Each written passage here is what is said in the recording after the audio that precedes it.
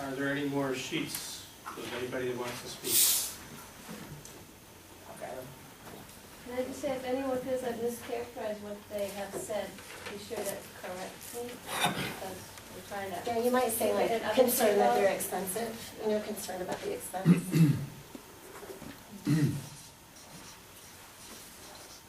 Tom Kraszewski? Hi, I'm not a resident of the district, but a friendly observer from outside. On the power of the governor, actually not only does he appoint the agency heads, but he also appoints, he has the ability to appoint the legislative liaison, the public information officer, and the attorney for the department. Personally, I want that person, those people, working for the citizens of Wisconsin, not the governor. That's the switch that was I'm going to made. ask people not to comment, but just go. Sorry.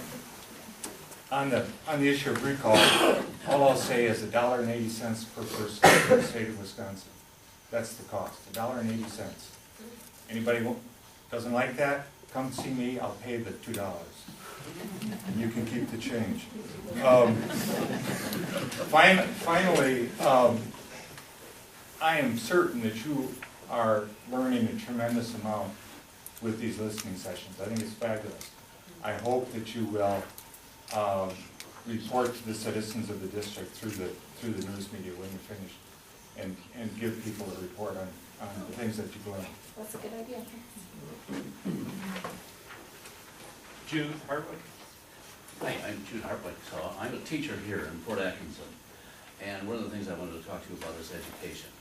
So I think that there's been a tremendous attack on education, so slashing of our budget millions of dollars. And here in Fort Atkinson, I wanted to share with you that we've had a number of positions that have been lost.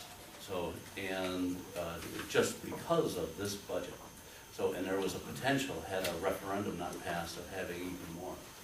So fortunately, we've been able to preserve it because of our community.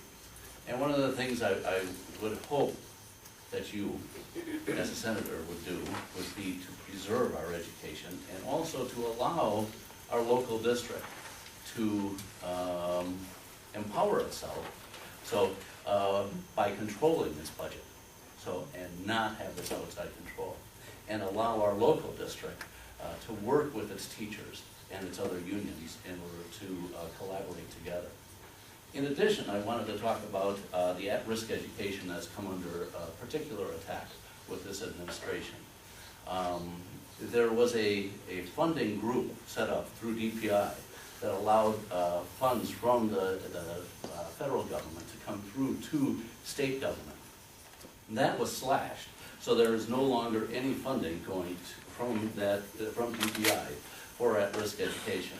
And what that has done has caused a school, an at-risk school in Lake Mills, to be closed, gone. So those students are need now to go back to the regular school, and some of them have chosen not to attend again. So, and I think at-risk education is one of those that has tremendous value for our community, because we allow our future citizens to get a high school diploma so that they can get that #1 item, job promotion, and get those jobs that are so key. So, and I just wanted to share my thoughts on that. So, Okay, so restore local control. And so can you just clarify a little bit about that? Because I hadn't heard about that either.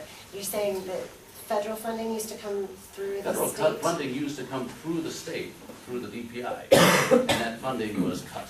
And just for at-risk youth? There was Crossroads, the school that I teach at, was fully funded for 3 years. And then that amount was taken and it dropped down to, it was first 80,000 and down to 60,000 and down to 40, and now our district has that full ability.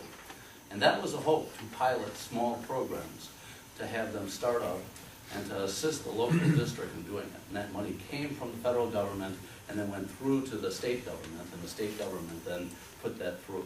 And that money is no longer there. Where did it go? I don't know. So, yeah, I do not know. So, but that money is, maybe it went to another piece of the education, but it certainly, I don't know. So maybe you could find out. Where did the money go? Any other sheets? I don't have a sheet. I don't have a sheet, but I want to kind of piggyback on what you were talking about. Can I fill out a Your- sheet afterwards? Yes, you can fill out a sheet. Your name is? Mary Christensen. Okay. Hi. I want to kind of piggyback on that because just before I came here, one of the things that I'm concerned about, I'm from Watertown, but this is statewide, and that is the misuse of student achievement test scores.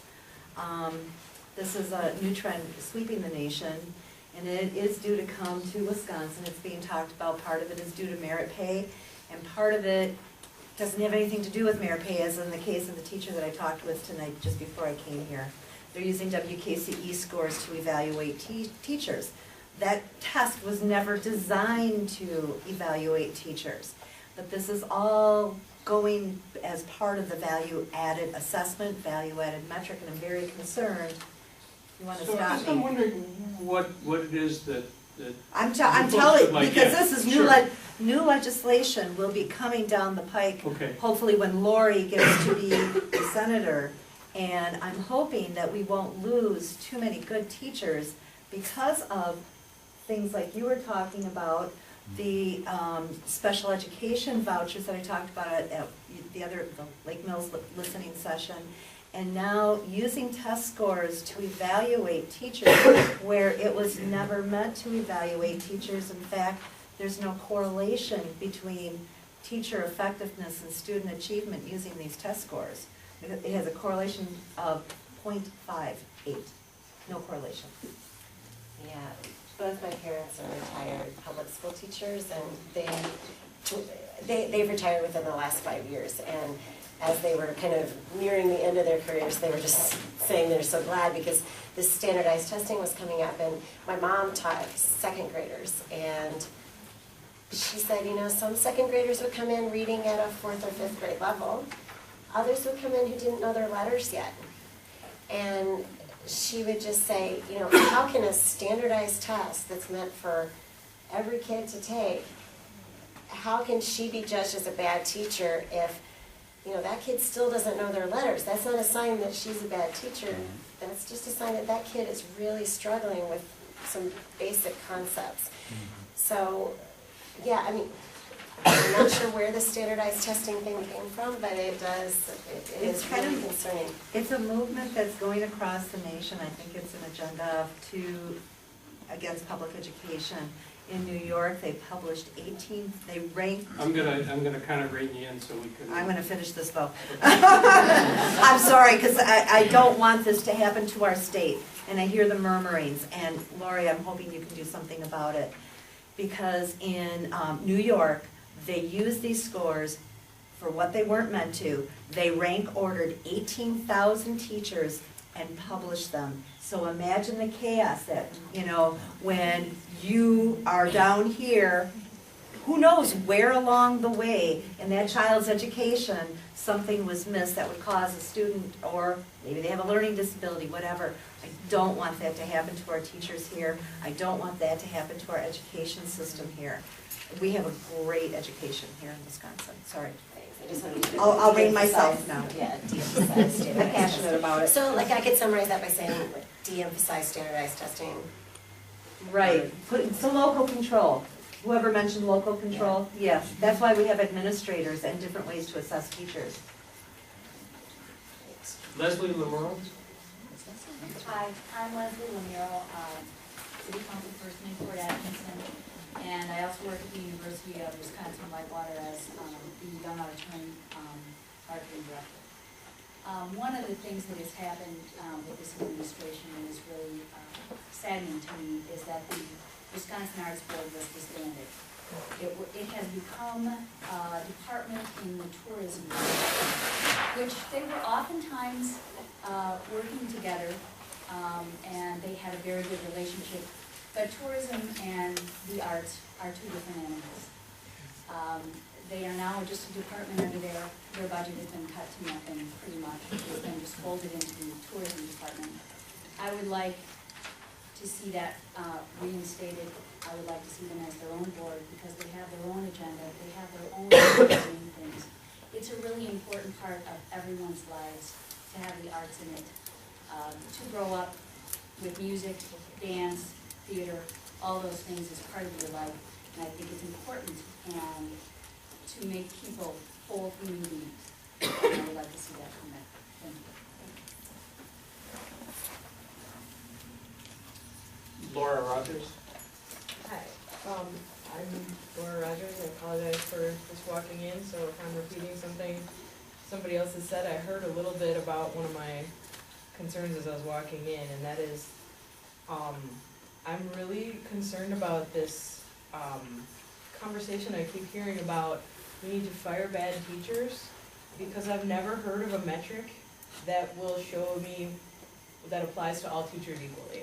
I had a teacher in high school that I didn't learn anything from, and I did not get along with this person, but it was one of my best friend's favorite teachers, and we were exactly the same reversed opinions on a different teacher.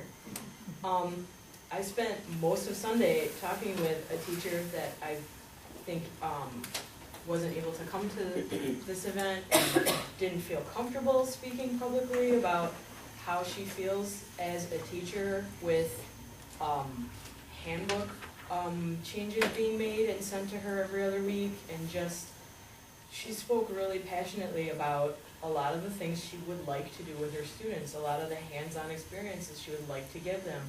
And this person is working on her second master's degree, but she is just made to feel fearful all the time for her job, like she's being criticized by an entire community for being in education. And just the demoralizing way she spoke about the way she's been made to feel made me feel like I had to be here tonight to say her piece if she didn't think she could be here.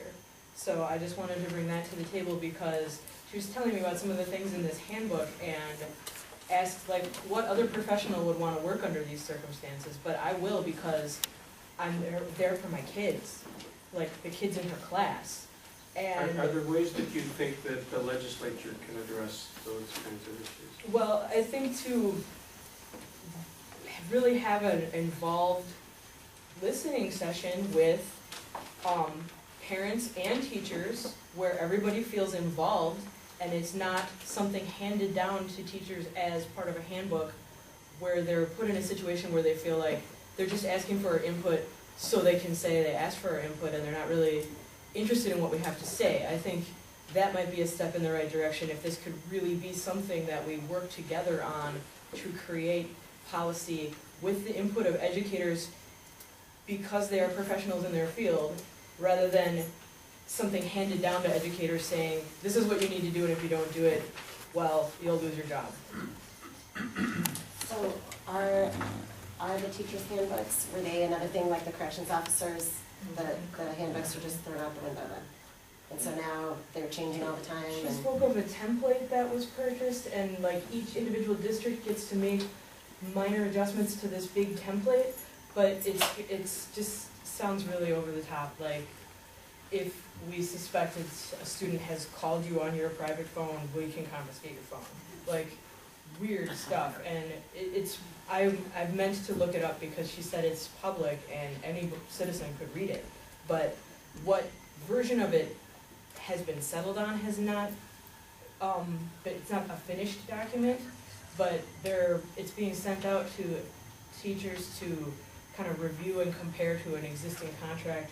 And it just sounds like a very just demoralizing experience, and that she feels that as an educator, she's not trusted to like give a ride to a student she would see walking down the street in the pouring rain.